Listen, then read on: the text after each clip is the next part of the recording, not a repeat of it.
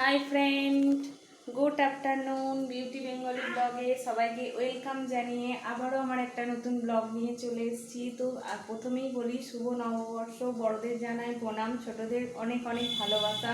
তো আজকে পয়লা বৈশাখ, এতক্ষণে ব্লগটা স্টার্ট করলাম কারণ সারাদিনে প্রচুর কাজ ছিল, সব সেরে তারপরে রান্না করতে করতে ভিডিওটা কন্টিনিউ করলাম। তো তোমরা সবাই কেমন আছো? আশা করি বছরের প্রথম সবাই ভালোই আছো, আমিও ভালো আছি। দাঁড়াও 1 সেকেন্ড, এটাকে সারাসি লাগবে 1 সেকেন্ড। তো রান্না করতে করতে শেষের দিকে মাংসটা করলেই হয়ে যাবে। তো তাই দেখলাম যে ভিডিও করি, একটু আমার বন্ধুদের সাথে একটু গল্প করি, কথা বলি, তাহলে ভালো লাগবে। কারণ এতক্ষণ চুপচাপ করে তাড়াতাড়ি করে রান্নাগুলো করে নিলাম। তো এবার মাংসটা করতে করতে দেখলাম বন্ধুদের সাথে একটু ভিডিও করি। তো এই যে হচ্ছে শেষে মাংস কষা, এই এখন কষাচ্ছি। আজকে পুরোটা করেছি বাটা মশলায়, সব কিছু সিলে বেটে দিয়েছি, জিরে, আদা, রসুন, পেঁয়াজ, ধনে, কাঁচা লঙ্কা, সব কিছু, শুধু টমেটোটা কুচি করে দিয়েছি।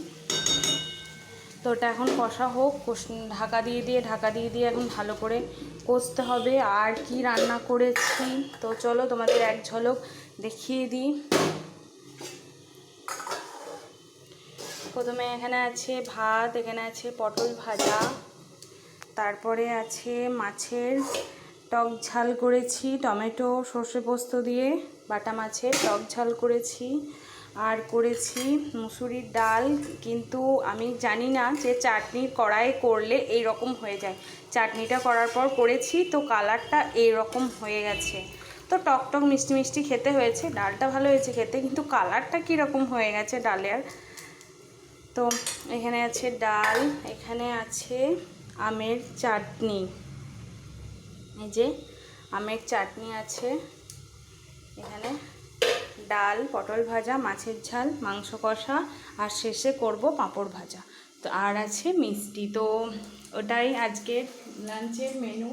তো ভিডিওটা কেমন লাগলো, ভিডিওটা যদি ভালো লাগে লাইক কমেন্ট শেয়ার, চ্যানেলটা অবশ্যই সাবস্ক্রাইব করে দিও, আমার পাশে থেকো। তো এটা রান্না করে নিই আর আমার ছেলেকে দেখাই। ছেলেকে স্নান করিয়ে নতুন জামা পরিয়ে রেডি করে দিয়েছি। তো দেখো এতক্ষণ আমি রান্না করছি, ও মুখ টোক রোগ রে একদম টিপ ফিপ সব তুলে দিয়েছে, এখানে বসে আছে। আর আমিও নতুন নাইটি পরে নিয়েছি, আজকে নতুন বছর, আজকে তো সারাদিনই নতুন পরতে হবে। তো বিকেলের দিকে বেরোবো, তখন আবার ভিডিও করব। তো চলো এখনকার মতো টাটা।